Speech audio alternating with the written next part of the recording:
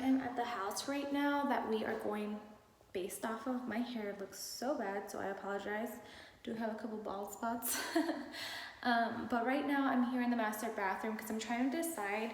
Our closets are like super small. I'm trying to decide if we should extend the closet out 1 foot. Let me actually show you guys. I'm gonna flip the camera and show you guys so you guys get a better idea. So I'm trying to decide if just to cut that cabinet and extend the closet like that 1 foot more, and then my vanity and my husband's vanity, like just make it from here to here, center the mirror, center the bowl, and then the vanity would be a little bit smaller, but the closet would be a little bit bigger, which I think would be a great trade-off. So I did go ahead and measure. This tile right here would be the extra foot that it would give us in the closet, which I think is really needed because it's super small. Like my closet right now in my house is way bigger. Like this is supposed to be a walk-in closet and literally is like you turn a corner and that's it. So there's really not that much room in here, and we do have a lot of things, not that much, but I want to be able to have enough space. Now that would mean that the hallway would actually end right here, and let me see if I can give you guys a better idea from this way. Okay, so where this is at, it'll end, this corner would be up here, and then we'll still have the grand bathroom feel, but a little bit more closet space. And honestly, I really don't think I need this big of a vanity. It's super beautiful, but I really don't think I need it. And plus, like, all this wall space right here is really unnecessary. So if I were to cut that by that foot here, then I could center the mirror and have a little bit less wall space. I'm actually wearing my husband's shirt, you guys. It was raining all day, so that is what I'm here trying to do. For this part right here, we do want to get a frameless door. I'm not sure. I mean, like frameless, shower enclosement and the door. I'm not sure what that is all going to cost, so we'll just have to see. I do think it would be worth an upgrade if it's like $1,000. So hopefully it won't be too much more than that. Our tiles back here are going to be like a marble, and then we're doing gold or champagne bronze fixtures for the shower inside. And so here, I'll let you guys know, we're not going to do this jacuzzi tub. We have a jacuzzi tub in our house right now. We absolutely hate it. Like it gives too many issues with like mildew and all this stuff. So we're actually going to be taking this out, and this is a really big tub, you guys, and I kind of was like, like my husband would fit in here like really good, like it's huge. And my kids, they use my bathtub now. This is actually bigger than my bathtub now, but I think it'll just give it a better look to have a freestanding tub. So it'll be like, not attached to the wall, and then have like a gold fixture coming out of the tub, and it'll look more like a spa feel, which is what I really want to go with. So that is that. Other than that, I don't really have any other changes that I really want to make in here. The room is really basically perfect. I actually saw this house a couple times. I've actually shown this house plenty of times. Back then, the builders were not doing an open concept kitchen, but now this builder just had the plan modified, so it just works out better that it's already done this way, and it was like literally a match in heaven. So I am gonna be making a couple minor changes in the kitchen, and I'll show you guys that in a few. I'm gonna probably have to extend or either center the island towards the back side of the kitchen, but I'll show you guys all that in a second. And I guess I should go over what I'm planning to do in the living room also, because I also have to measure the stone for there. And we did go ahead and pick out stone, so I'll show you guys what the color is. You guys get a sneak peek.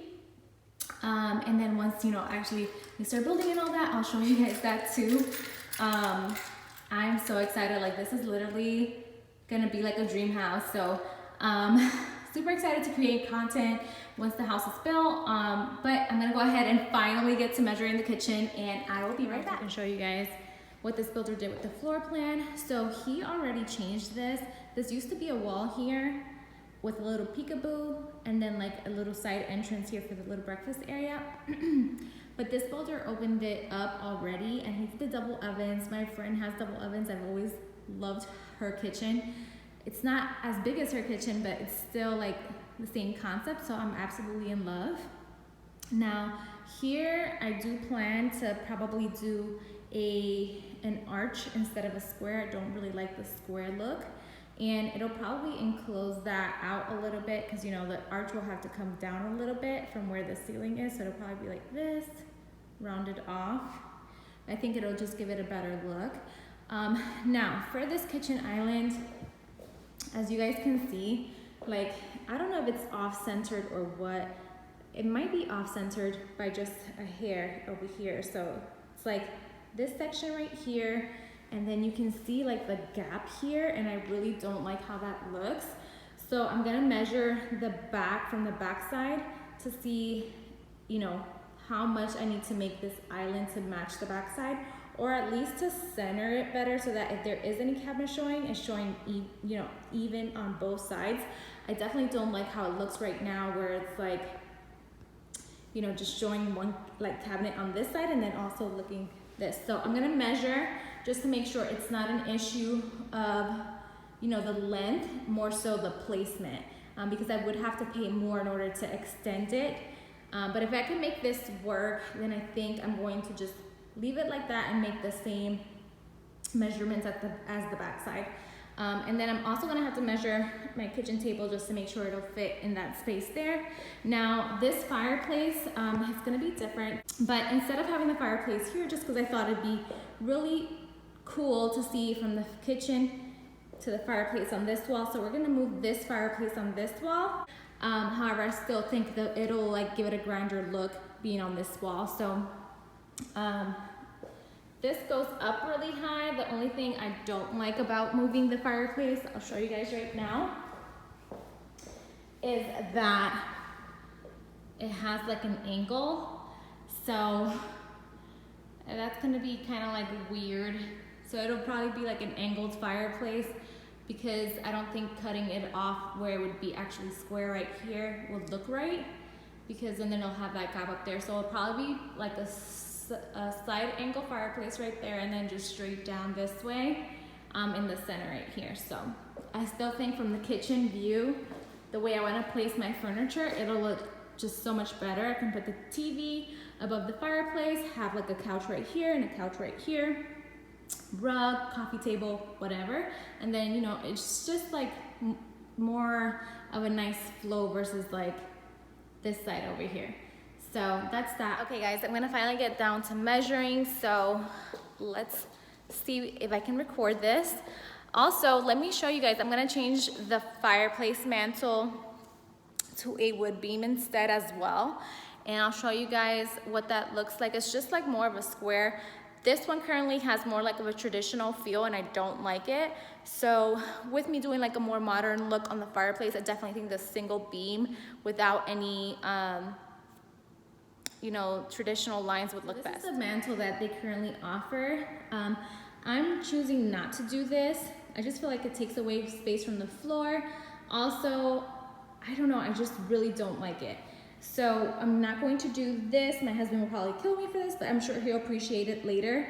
He actually wanted a raised fireplace, but that's gonna be an upgrade, and I really don't wanna do that. So instead of doing this, it'll cover the cost of switching from this fireplace mantle to the actual just wood beam, which is just like a box. It's just like a wood box, instead of it being like these traditional angles.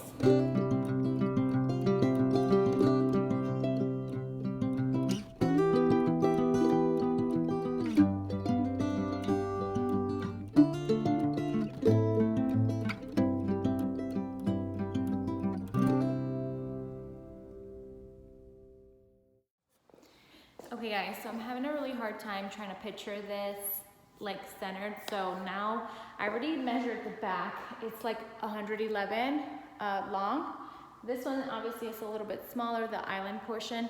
So what I'm gonna do now, I have on the floor 111 measured out. And I think that will give it like the exact amount, obviously, but I think it'll make me need 3 light fixtures on top in order to make that work, or 2 like bigger ones, bigger light fixtures.